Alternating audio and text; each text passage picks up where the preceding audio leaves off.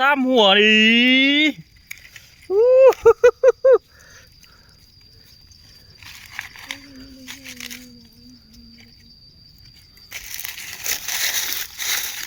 โอ้เขาเหยียบมันนี่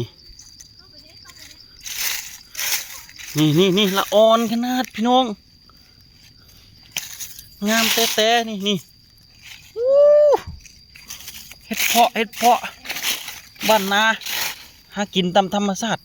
อกดีอกดักนี่พี่น้องเอ้ยนี่ใหญ่คัก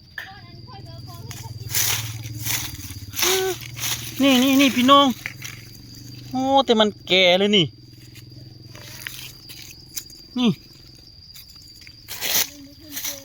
ปีนไหมมีบักลายนะเดี๋ยวคูดไหม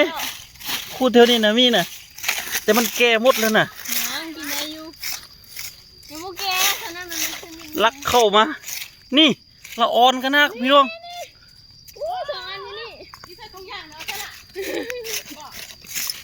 โอ้แม่มันแก่หมดแล้ววันนี้